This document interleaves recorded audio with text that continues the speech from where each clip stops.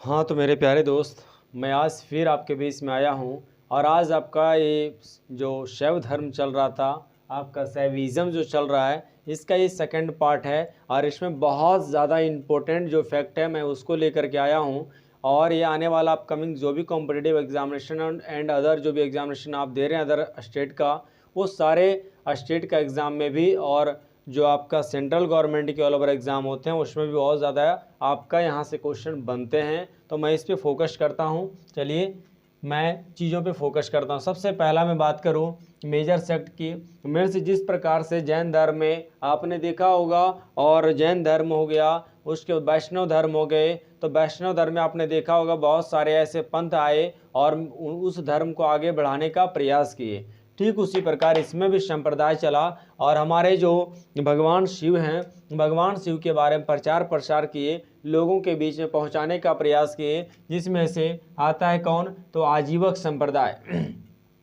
ये जो आजीवक संप्रदाय है, आजीवक संप्रदाय का संस्थापक कौन है, तो गौशाल हैं। आजीवक संप्रदाय के संस्थापक कौन हैं, गौशाल हैं। और ये हमारे भारत में और साथ ही साथ और भी जो हमारे नेबर कंट्री है वहाँ पे इन सारे लोगों ने इस धर्म को प्रचार प्रसार करने की कोशिश की है।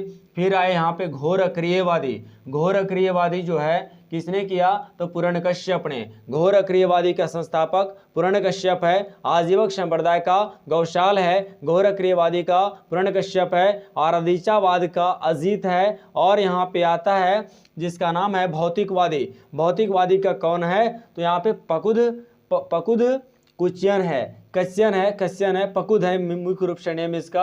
ये जो पकुद है ये आपका भौतिकवादी के संस्थापक हैं, और ये संप्रदाय का भौतिकवादी का पकुद हैं, एंड घोर अक्रियवादी का आपका पुरनकश्यप हैं, एंड आजीवक संप्रदाय के गौशाल हैं।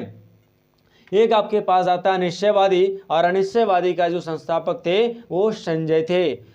जो अनिश्चयवादी था उनके कौन थे, संजय थे। और ये बहुत सारे मेजर सेक्ट जो संप्रदाय है ये पूरी भारत के साथ ही साथ पूरी जो हमारे नेबर जो कंट्री जो पढ़ रहे थे वो सारे एरियाज में अपने इस रिलीजन को आगे बढ़ाने का, रिफॉर्मेशन करने का प्रयास करने लग गए थे। अब मैं चीज़ों पे आ जाऊं। जैसे देखिए यहाँ पे जो सबसे पहला पशुपत संप्रदाय, पशुपत संप्रदाय ये शैव धर्म का सबसे पुराना संप्रदाय है और बहुत ही मोस्ट इंपोर्टेंट संप्रदाय भी है, जिनका संस्थापक कौन थे, तो लकुलिस थे। ये पशुपत संप्रदाय के संस्थापक कौन है, लकुलिस हैं, और ये भगवान शिव का सबसे पुराना संप्रदाय है। और इसमें जो इनको मानने वाले लोग थे वो सारे को पंचाथिर्क कहा जाता था, पंचाथिर्क बोला जाता था।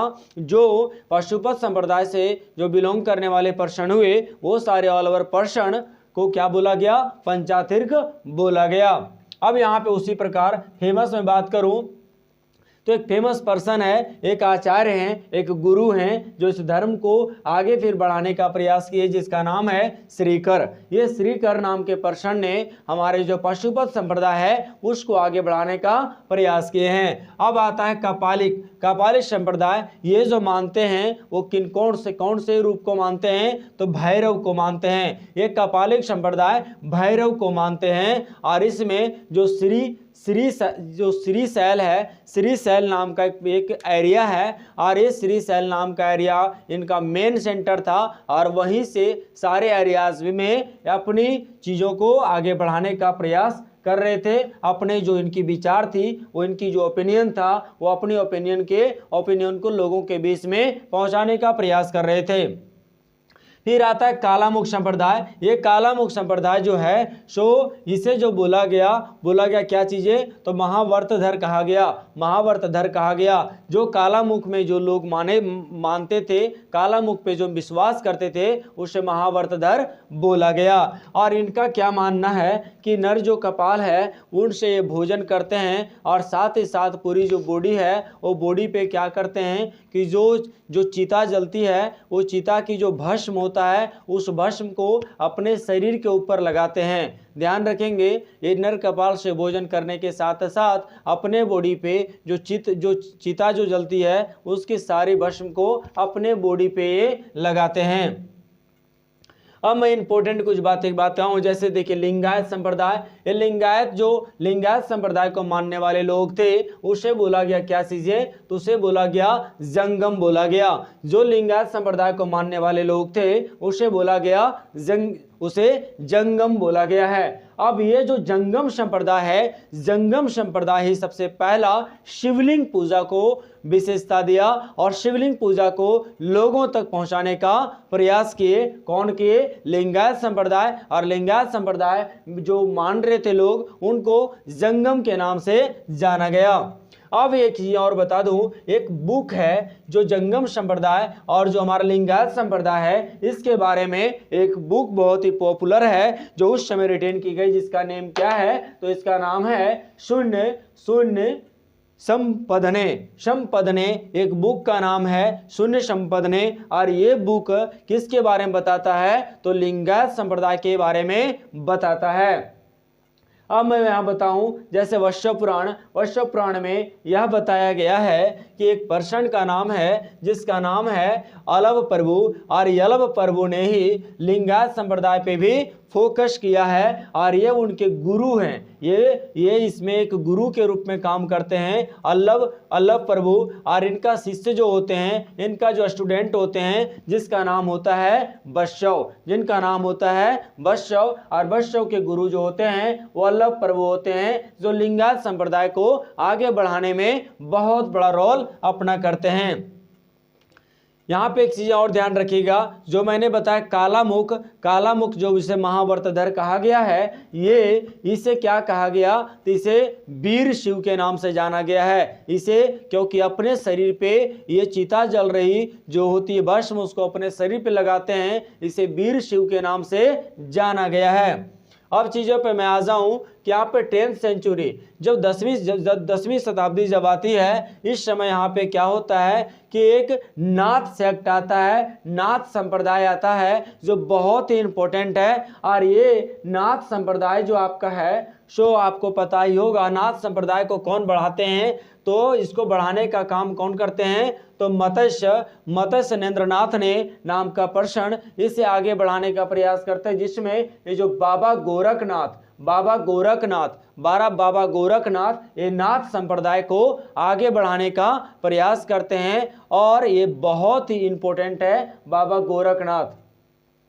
अब मैं बताऊं कि यहाँ पे जो आपका साउथ इंडिया में जो शैव धर्म का प्रचार प्रसार हुआ, आगे जो बढ़े, जो हमारे जो भगवान शिव के बारे में लोगों तक पहुँचाने का प्रयास किए, बहुत सारे डायनेस्टी आता है, बहुत सारे राजा आए, बहुत सारे जो किंग है सारे हैं, इन सभी ने बढ़ाया। जैसे चालुक्य डायनेस्टीज को बढ़ाने का प्रयास किया, राष्ट्रकूट ने बढ़ाने का प्रयास किया, पल्लव किया है और चोलो लोगों ने किया है। चालुक्य, राष्ट्रकूट, पल्लव और चोल, ये सारे जो डायनेस्टी चल रहा था हमारे साउथ इंडिया में, ये सारे डायनेस्टी ने इनको बढ़ाने का, प्रचार प्रसार करने का पूरी तरह से इजाजत दिए और आगे बढ़ाने का प्रयास किए, रिफॉर्मेशन करने का प्रयास किए। अब मैं बात करूं कि इनका जो टेम्पल है, बहुत सारे भगवान शिव का टेम्पल है, और ये टेम्पल बहुत ही पॉपुलर है, बहुत ही फेमस टेम्पल है पूरे वर्ल्ड में। जैसे कैलाश टेम्पल को किसने बनाया था, तो राष्ट्रकूट जो डायनेस्टी है, राष्ट्रकूट डायनेस्टी ने कैलाश टेम्पल को बनाया था। और ये कहाँ पे है, तो ये एलोरा में स्थित है। ये कहाँ पे है, ये एलोरा में स्थित है, और इसको राष्ट्रकूट डायनेस्टी ने बनाया था। और ये कैलाश टेम्पल को किसने बनाया, राष्ट्रकूट डायनेस्टी ने। कई बार कॉम्पिटिटिव में क्वेश्चन बना हुआ है कि कैलाश टेम्पल कहाँ पे है, तो एलोरा में है। किसने बनाया है, तो राष्ट्रकूट ने बनाया है। अब यहाँ पे राजराजेश्वर मंदिर, राजराजेश्वर जो टेम्पल है, ये राजराजेश्वर टेम्पल को राजराज प्रथम ने बनाया था, राजराज फर्स्ट ने बनाया था। और ये टेम्पल कहाँ पे है, तो तंजौर में है। और इसको बनाने का, इस टेम्पल को एक और नाम भी है, जिसका नाम है बृहदेश्वर टेम्पल। जो राजराजेश्वर टेम्पल है, जिसे बृहदेश्वर टेम्पल के नाम से भी जाना जाता है, जिसको बनाया था राजराज प्रथम ने। और ये भी बहुत ही इंपॉर्टेंट टेम्पल है, इसको एक बार अपने लाइफ में जरूर देखना चाहिए, जरूर इसे यहाँ के एरियाज को समझना चाहिए। अब मैं यहाँ पे आऊँ, जैसे देखिए कुषाण टाइम पीरियड जो हमारा इंडिया में आया, जब कुषाण डायनेस्टी जब चल रहा था, कुषाण डायनेस्टी का फाउंडर कौन थे? तो कुजुल कड़फिसेस थे। ये कुजुल कड़फिसेस के समय में, कुजुल कड़फिसेस के साथ क्या पूरा कुषाण डायनेस्टी में क्या हो रहा है कि यहाँ पे जो शिव है और नंदी, आपने सुना ही होगा कि जो भगवान शिव का मंदिर है उनके सामने क्या होते हैं? नंदी का भी एक अपना एक स्टेचू होता है। तो ये जो नंदी हैं, नंदी और शिव, ये दोनों को अब जो कुषाण डायनेस्टी है, कुषाण डायनेस्टी में क्या किया गया कि उनका जो सिक्का होता था, उस सिक्का पे इनका फिगर लगाया गया, इनका फोटो लगाया गया। किनका? तो शिव और नंदी का। ध्यान रखेंगे, बहुत ही मोस्ट इंपोर्टेंट ये चीजें हैं कि शिव और नंदी का जो फोटो है वो किस पे लगा हुआ है? तो वो जो कुषाण डायनेस्टी का जो होता था करेंसी, मीन्स जो उनका होता था मुद्रा जो होती थी, उस मुद्रा पे लगाया जाता था। अब मैं यहाँ पे बात करूँ पशुपतिनाथ टेम्पल। ये जो पशुपतिनाथ है बहुत ही फेमस टेम्पल है, और ये टेम्पल कहाँ पे है? तो पशुपतिनाथ टेम्पल ये आपका कहाँ पे है? तो नेपाल में है, और ये बहुत ही फेमस है पूरी वर्ल्ड में।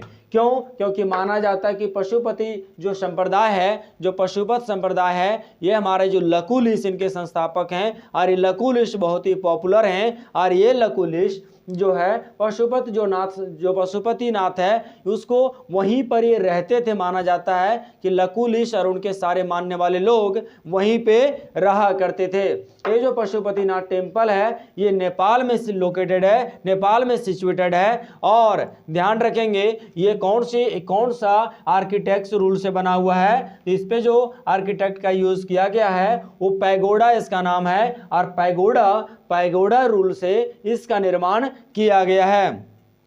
यूनेस्को में इसको शामिल किया गया कब? तो 1979 में। ये नेपाल का कौन सा एरिया में है? तो देवपतन एरिया में। नेपाल का देवपतन एरिया में पशुपतिनाथ टेम्पल बना हुआ है, और ये नेपाल पैगोडा शैली में बना हुआ है, और 1979 में यूनेस्को में शामिल किया गया है। यूनेस्को में वो सारे स्टेचू या वो सारे ऐसे मोनूमेंट शामिल किए जाते हैं जो बहुत ही पूरी ऑल ओवर वर्ल्ड में फेमस होते हैं, पॉपुलर होते हैं, जहाँ पे बहुत सारे लोग, पूरी दुनिया के लोग घूमने जाते हैं, देखने जाते हैं, कुछ समझने जाते हैं। वैसे वैसे चीज़ों को यूनेस्को में शामिल किया जाता है।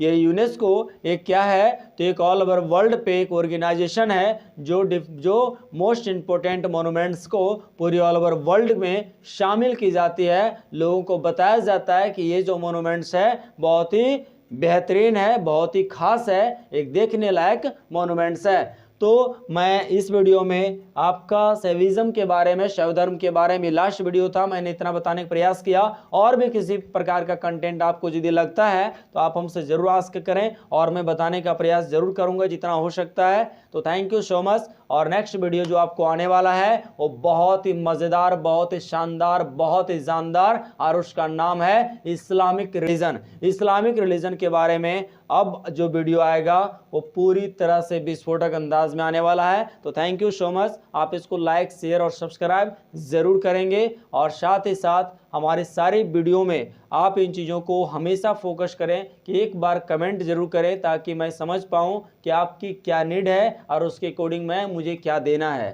Thank you so much.